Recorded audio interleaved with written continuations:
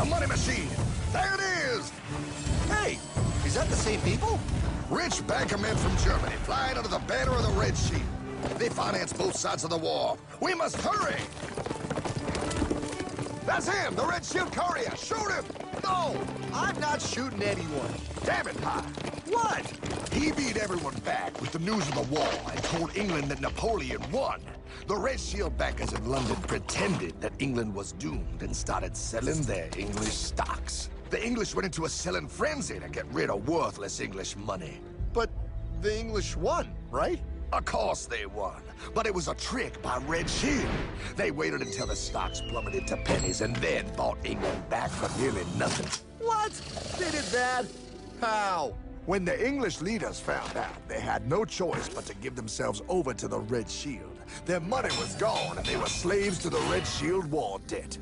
Since that time, the English have been paying their national taxes directly to the Red Shield private bankers. The people have no idea. But the bankers bragged about what they did to us, laughing at us all the way to the bank. Why, it's the best business I've ever done. If I can control a nation's wealth, I care not who makes its laws. Oh, is this what Jefferson wanted to show me? No, Pyle. Look. They're in America, too? The Red Shield banks are here, Pyle. Seeking a way to conquer our American dream. The dream you have, Pyle. The dream of free men. They tried to take over our country many times and failed because Jefferson and the Patriots vowed to stop the evil tyrants at all costs.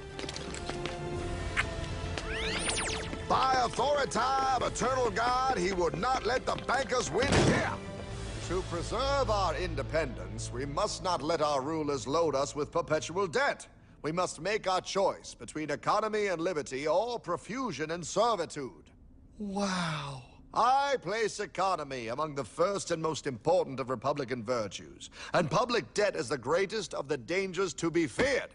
It is incumbent on every generation to pay its own debts as it goes. We must have a central bank to secure this country's finances. If the American people ever allow private banks to control the issue of their money, first by inflation and then by deflation, the banks and corporations that will grow up around them will deprive the people of their property until their children will wake up homeless on the very continent their fathers conquered.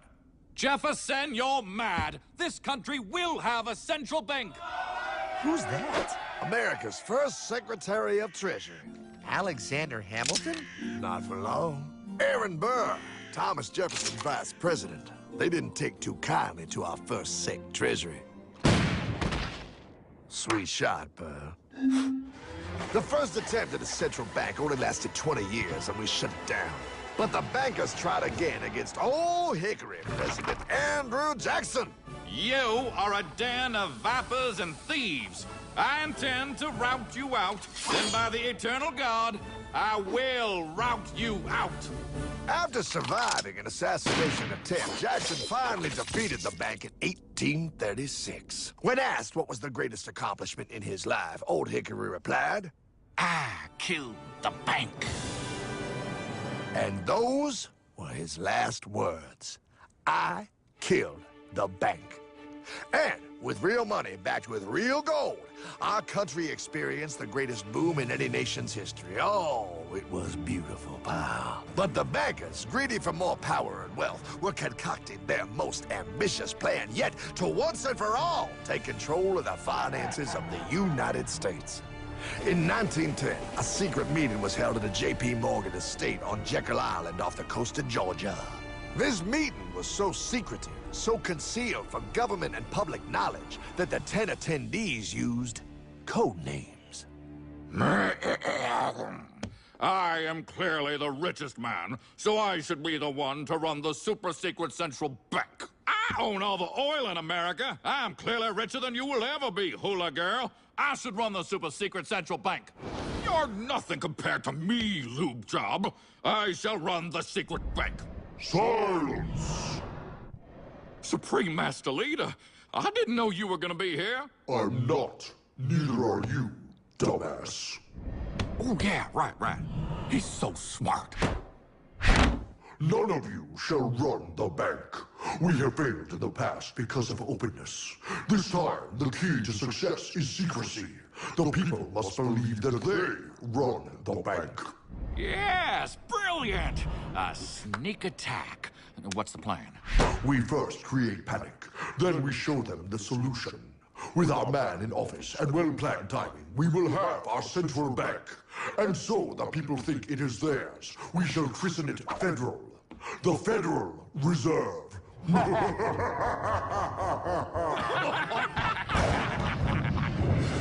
They struck on December 23rd, 1913. When most of our Congress were at home eating fruitcake, these bastards, I mean bankers, presented their treasonous act to their newly elected accomplice, Woodrow Wilson, who had fortuitously already agreed to sign it before he was even elected. Wait, the IRS? I thought we always had the IRS. No, pal. They did this to us too. The Fed now has the exclusive power to print America's money.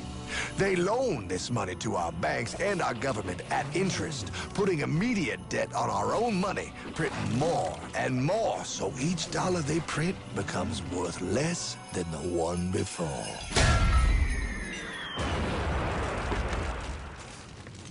Merry Christmas. What in the hell is that? That, pal, is how our government now must pay back these debts to the Fed. Your taxes do not go to your government. They don't? It's the greatest theft in human history. But, oh, okay, I mean, I sort of get what you're saying, but it's all so confusing. And really, Hartman, I don't see how it affects me at all. If I had more money, none of this would have happened. Hartman?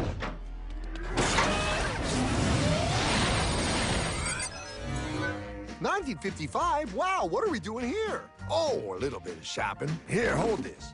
Gallon of gas, 23 cents. Postage stamp, 3 cents. Ounce of gold, $35. Hot baby, priceless. Best be getting back. Hey, Hartman! I need my car, man! Oh, was that Michael J? Yeah, he'll be fine. Now, pal, would you agree that you have the same exact things you had in 1955? Yeah, 1 stamp, 1 gallon of gas, 1 ounce of gold, and 1 home. Wow, we just made a lot of money. Hey! Gotta pay your taxes. Bet it's nice to have made all that money. Wait, that isn't fair. Now I actually have less money. I can't even go buy the things I just sold. The IRS and the Fed's inflation work together, pal. They aren't just taxing gain, they are taxing their inflation. You are no richer than you were in 1955. Now, does that sound fair or American to you? Yeah, but I mean, who doesn't hate taxes? I hate the IRS anyway. Pal, the higher they make the inflation, the more your money they take. It's thievery. You're not paying taxes on any more. You are paying taxes on the same, and now you have less. They take our property away right in front of our eyes, just like Thomas Jefferson said they would.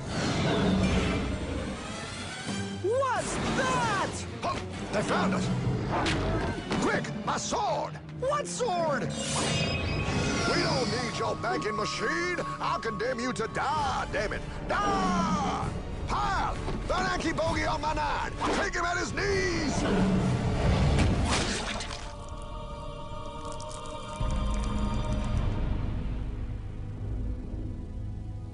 For we are opposed around the world by a monolithic and ruthless conspiracy that relies primarily on covert means for expanding its sphere of influence. What's happening? Where am I? I believe perhaps you understand now, pal, but you are afraid. JFK. Hartman, what does this have to do with my house and my dog? Oh, okay, that's enough. I want to go home now. This is the last president to stand up to the Fed. You must see.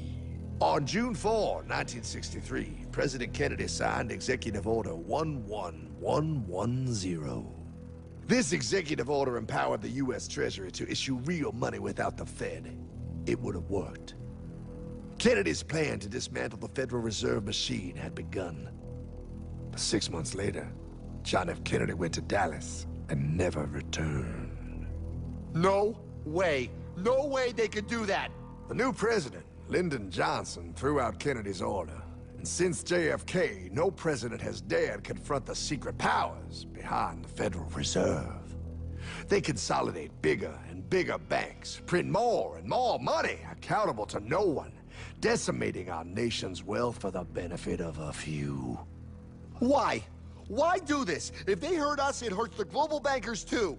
No, Pyle. They are protected. They are too big to fail. But I'm not.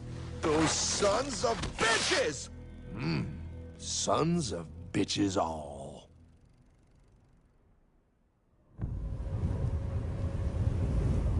The day was cold. The wind sharp and strong. But we were determined. The bankers and their parasites had us vastly outnumbered, but their hubris made them weak. Not like us. Not like this band of immortals we have assembled. We have come to take back our... Hardman? Is that... My dog. Oh, Then the inevitable. The Money Kings could ignore us no longer. They sent an emissary, a cog in their machine of greed to bring about our submission. Hank Paulson. Hardman, this is blasphemy. We own the corners of the earth. It is futile to challenge us. Oh, I've seen that look before. That of a predator taking in the scent of its prey. Bold, fearless, the look of a free man. You have come far, Hardman. Farther than most. Be smart now. Join us. We will bring you money, power, everything you want. You can be one of us, if you will kneel.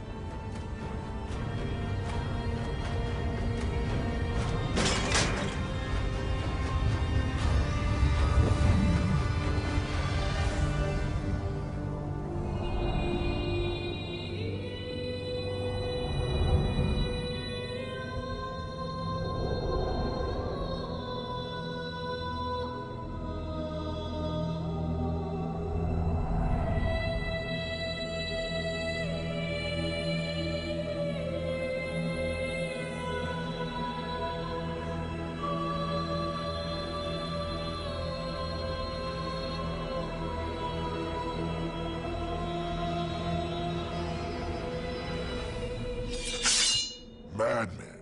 You're a madman. We're offering you everything.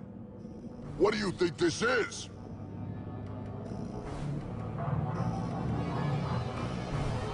This is America!